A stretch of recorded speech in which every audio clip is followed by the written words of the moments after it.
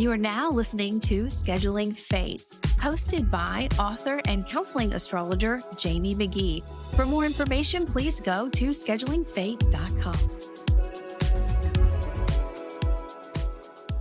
Hi there, and welcome to Scheduling Fate. I'm your astrologer, Jamie Magee, and today we are going to continue on with our series about manifesting with astrology. Now, we have already worked through the 7 traditional planets, and I do want to explore the outer planets, but in order to really understand those, because they're in place for so long and they're a generational planet, we would want to understand the houses.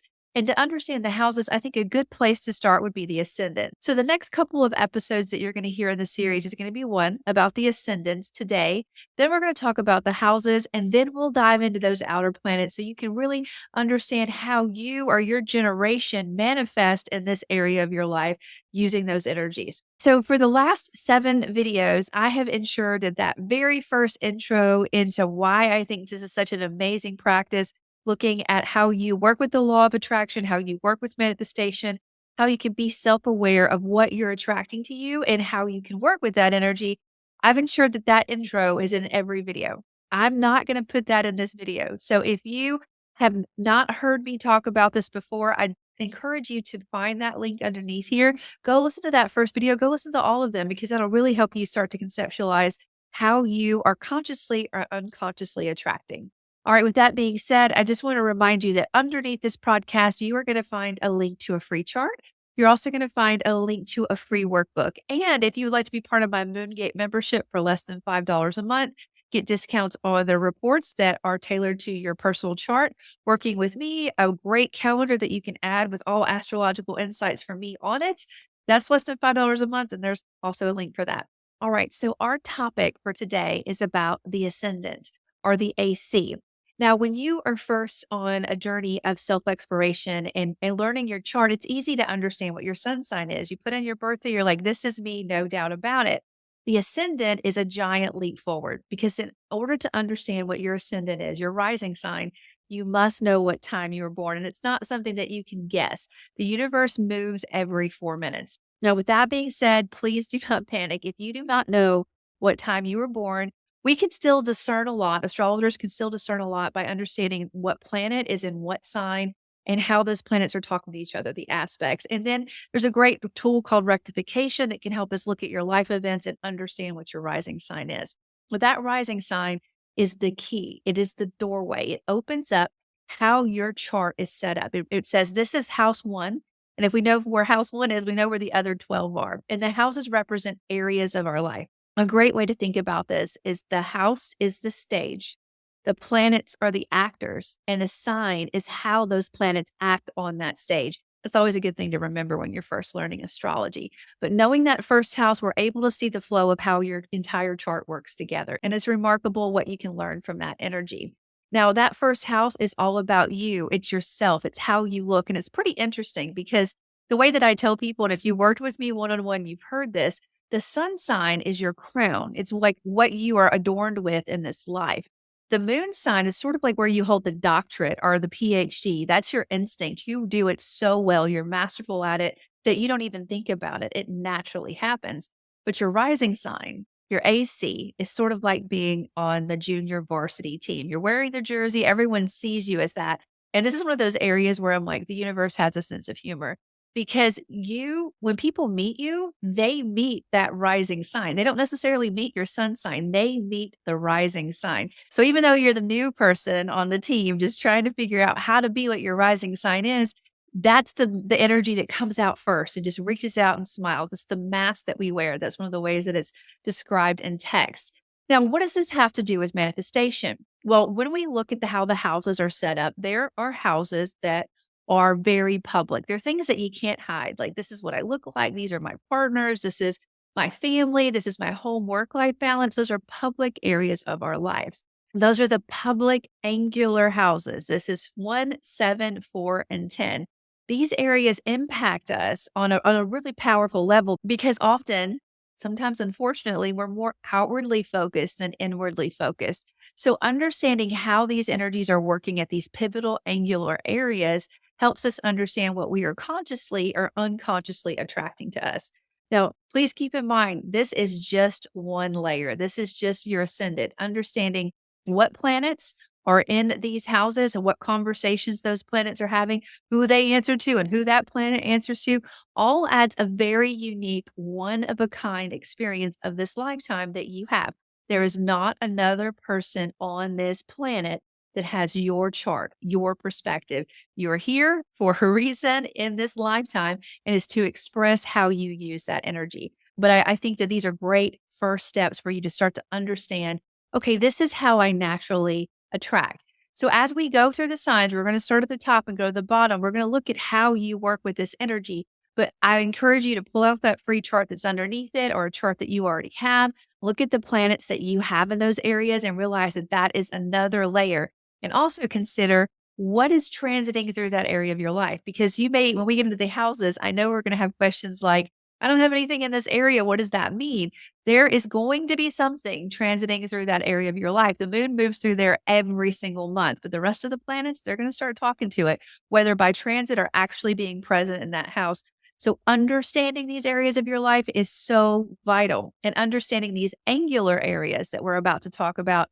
Those are some big, significant life shifts that come in, or things that are just so in your face, in your awareness. By understanding them, you can say, okay, unconsciously or consciously, this is what I always bring into my life, or this is the stage. Remember, the house is the stage, the sign is how those actors on that stage act. This is what I bring in. And if you know that setting, if you understand that theme, then you can engage to ensure that you are calling in what you want to see more of in your life. So again, there's a free chart underneath this broadcast. There's a link to the original video. There's a great booklet. If you want to work one-on-one with me, there is a great link for you to get discounts on doing that as well. All right, let's dive in. All right, so if you are a Pisces rising, this is mutable water.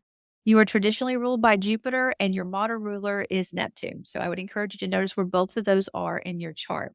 Now, sometimes it's very easy to spot a Pisces because they have these beautiful big eyes.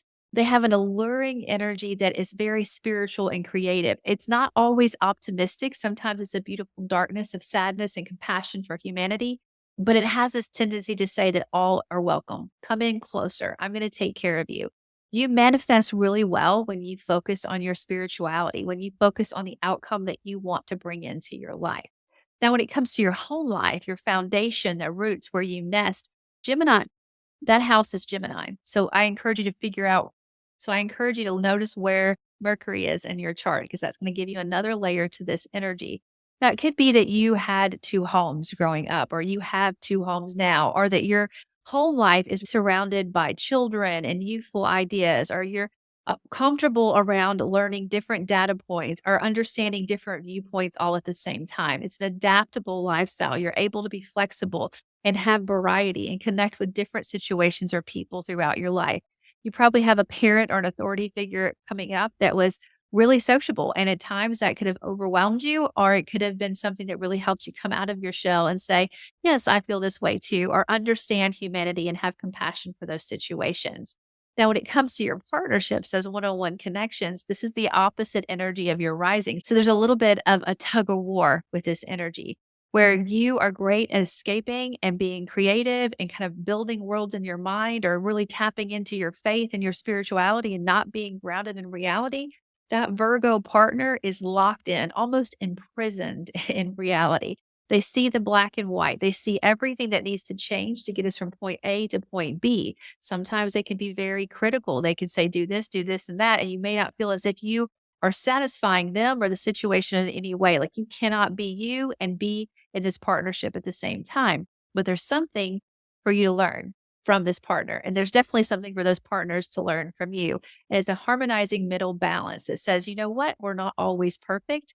But if we have the faith, we're going to get from one point to the next. So kind of think about what you've learned from your partners, what you're attracting in with those partnerships, and how you would want to manifest or change that. All right. So when it comes to your career and your reputation, your authority, that sense of purpose, or how you're known in the world, this area of your chart, that house is Sagittarius. So it's ruled by Jupiter. Now, Jupiter, we've covered Jupiter in the manifesting series, but Jupiter is optimistic, it's lucky, it's a magnet that attracts things to you. But the thing is, Jupiter doesn't know the difference between positive and negative. Whatever you focus on, this planet amplifies. And it's likely that you've gone through some big career transitions, but they've all in some way or another been connected to wisdom and truth, sometimes blunt truth, maybe a little bit of travel and philosophy and understanding how we are all connected, which complements your rising sign because Jupiter is a traditional ruler of Pisces. But you may have had a parent that you felt was just a little bit over the top, a little bit too blunt, a little bit too truthful. You may have had bosses like that. You may have felt that there was parents or authority figures that were too lost inside of the text or the books or the philosophy and they didn't share their wisdom, or maybe somewhere in the middle. Whatever these authority figures have taught you or imprinted on you, that's something you want to dial into because it's going to help you understand what you are consciously or unconsciously manifesting when it comes to how you are known in the world and how you lead others. This is a very powerful energy because it touches every corner of your life, that leadership, that sole purpose. It plays into your home work life balance, it plays into your who you partner with and how you partner with them, but it also layers and flavors that natural Pisces energy. All right, so there's one thing that I want to say, and I think it's because I have so many Pisces risings or Pisces around me, is that this energy is very beautiful and compassionate and sometimes self sacrificing. But one of the things that it likes to do or tends to do unconsciously is mimic or mirror those that it's around. And if you are aware that you are doing this, then ask yourself what kind of people or situations would you like to reflect? Would you like to merge with? So this means having really healthy leaderships and partnerships, and a really healthy foundation so that you can express yourself. And that doesn't mean that you don't know how to be an individual or that you can't be an individual. It just means that when you hang out with someone, you may mimic how they talk, or you may be interested in what they're interested in because it adds layers into some kind of wisdom or spiritual truth that you're trying to find. But it's important to know where those boundaries are, and they're hard to find as a Pisces rising. All right, that is all the signs. And while I don't think that I anticipated it to be this long or this much information, we may have to break it down. But if you take home anything, and if you're still listening, I really want you to appreciate the ascendant is the doorway into your chart. And by understanding that doorway, you open up all kinds of different ways of understanding how you are consciously and unconsciously manifesting. Again, there's a free chart underneath this broadcast. There's also a booklet. And as we move forward with this series, we're going to really look at the houses because the houses are the stage that the planets are acting on, and the signs are how they are acting. Okay, until next time.